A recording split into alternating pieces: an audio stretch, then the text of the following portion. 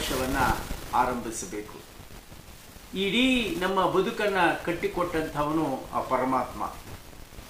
ಈ ಅಮೂಲ್ಯವಾದಂತಹ ಮಾನವ ಜನ್ಮವನ್ನು ಕೊಟ್ಟಂತಹ ಆ ಪರಮಾತ್ಮನನ್ನು ನಾವು ಸ್ಮರಿಸಿಕೊಳ್ತಾ ಅವನ ಪೂಜೆಯನ್ನು ನಾವು ಹೇಗೆ ಮಾಡಬೇಕು? ಭಗವಂತ ಎಲ್ಲೋ ಇದ್ದಾನೆ, ಅವನು ನಮ್ಮ ಕಣ್ಣಿಗೆ ಕಾಣುವುದಿಲ್ಲ.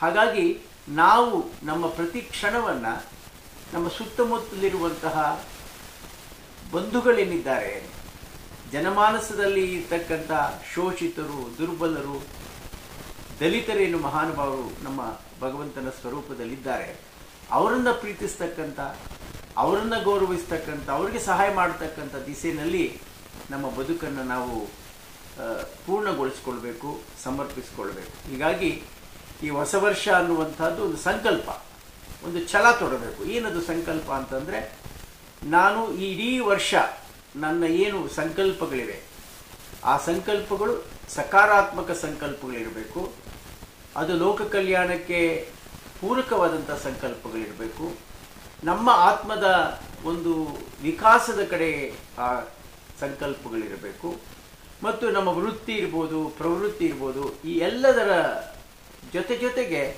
ಒಂದು ಸಾರ್ಥಕ ಕ್ಷಣವನ್ನು ಕಳೆಯುವಂತಹ ಒಂದು ಸಂಕಲ್ಪವನ್ನು ತೊಡುವಂತಹ ದಿನ ಈ ಹೊಸ ವರ್ಷದ ದಿನ. ಭಾರತೀಯ ಸಂಸ್ಕೃತಿಯ ದೃಷ್ಟಿಯಿಂದ ಇದು ಹೊಸ ವರ್ಷ ಅಲ್ಲದೇ ಇದ್ದರೂ ಸಹ ನಮ್ಮ ವರ್ಷದ ಮೊದಲ ದಿನ.